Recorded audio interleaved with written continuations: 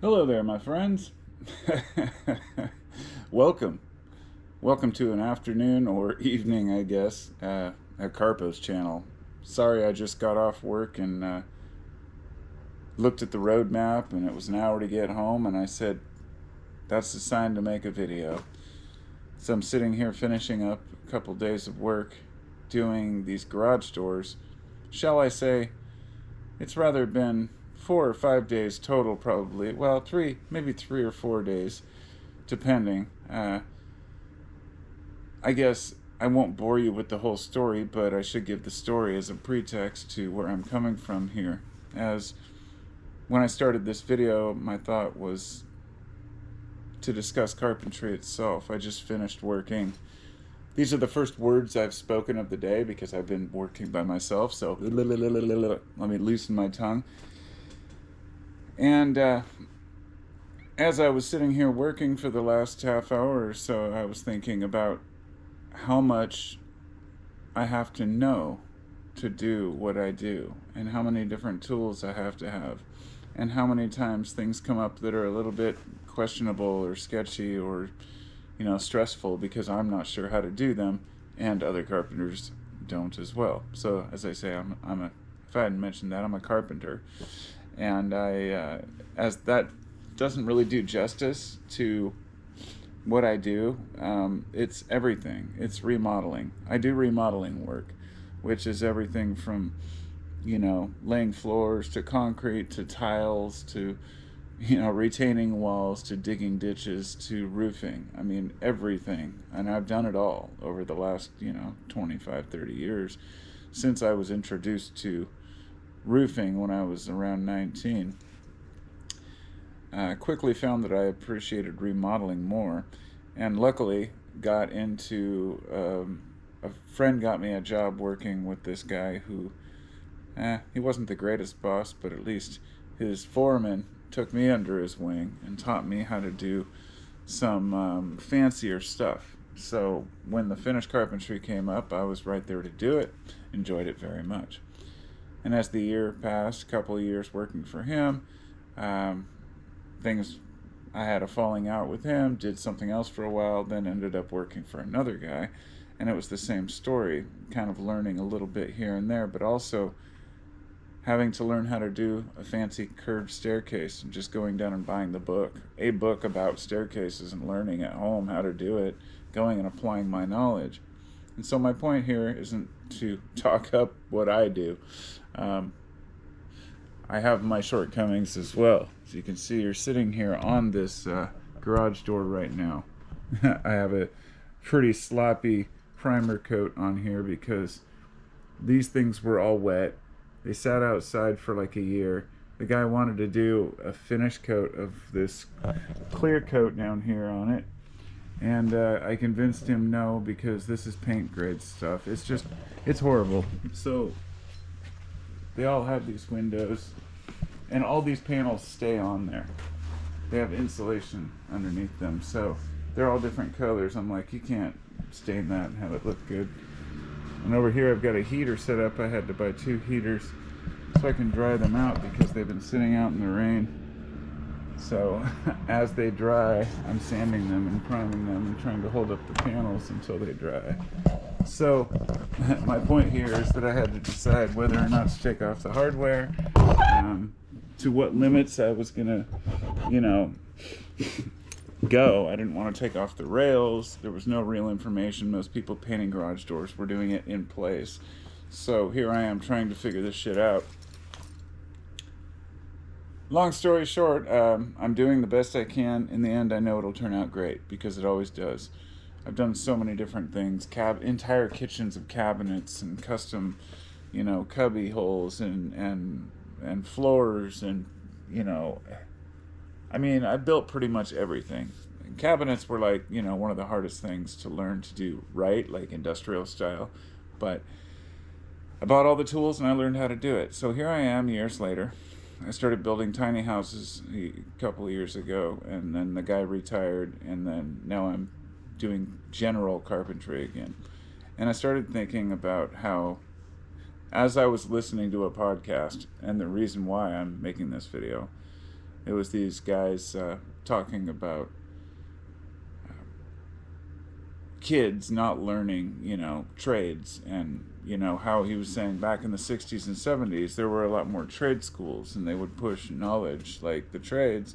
And he's like, yeah, these days, they should have, there are more coming up. He's like, yeah.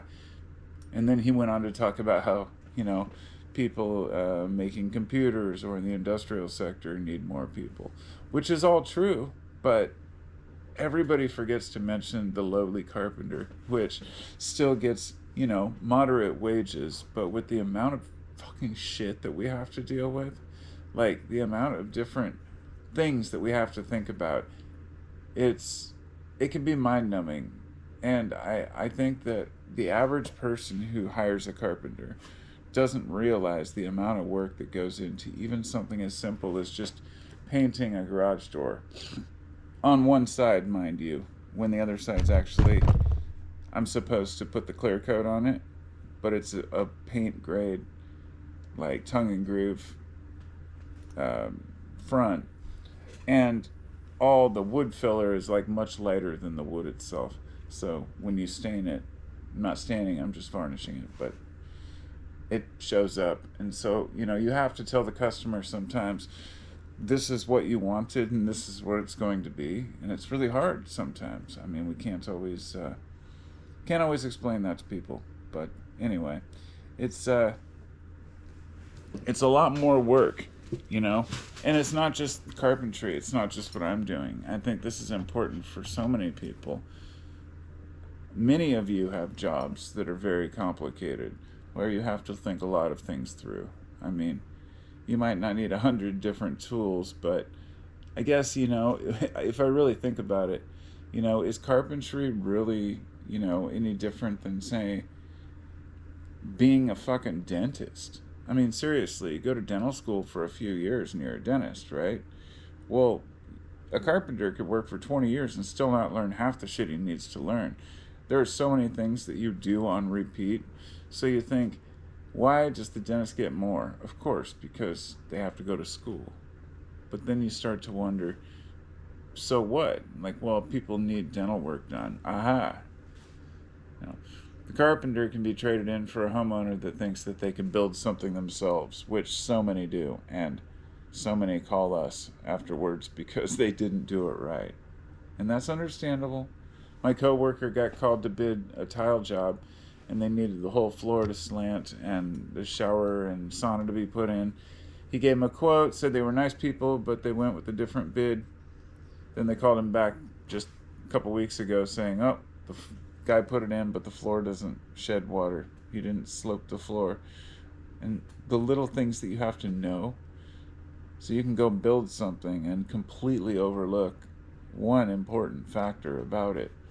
And that could either be just annoying or it could be dangerous, if you're putting in electrical wrong. So even I, as a remodel carpenter who's put in hundreds of electrical boxes and ran Romex cable and plumbing pipes and put on ASB, and I still prefer to call a plumber or an electrician for certain things because, I know where my knowledge falls off. Because when you first start doing construction, you have, after a year or two, you might suffer from the Dunning-Kruger effect, which is usually from people who just have a little bit of experience at something and think they know it all. And it's the more you know, the Socratic, old quote, the more you know, the less you realize you know. It's a paradox, but it's true. There's so much more to learn. And I suppose this isn't just for carpentry, this is for whatever job, a lot of different jobs, but also our interactions with people. You and me, the way we talk to each other, family, friends. Life's a complicated mess sometimes. Other times it's beautiful. When I was coming to work this morning, the sun was just not rising yet, but I come to work at like 7 a.m. and the sun's just casting that light, a orange light over the Mount Hood is going right across the bridge coming down. I can look off to the left and see Mount Hood down the Columbia River Gorge, and it's beautiful looking from the 205 bridge from Portland, because it's like a pretty open bridge and you have a clear view of all the mountains. And yeah, just appreciating those little things, even if I have to drive an hour to get here. And I'll probably have to drive an hour to get home. But when I left yesterday, I was shocked to look at like 2:30 p.m. even, and it said it was only 37 minutes. I actually had to reload it because I thought that it was broken, my maps. But so it went from 55 minutes to 51 minutes. So it's not much better. I guess I'll have to wrap this up and head out anyway and face the music. That's, you know, a 9 or 10 hour day with 2 hour driving on top of that. So we work because, you know, we make $400 an hour like a lawyer. Anyway, I'll talk to you next time. Just some thoughts, after work thoughts. Peace out.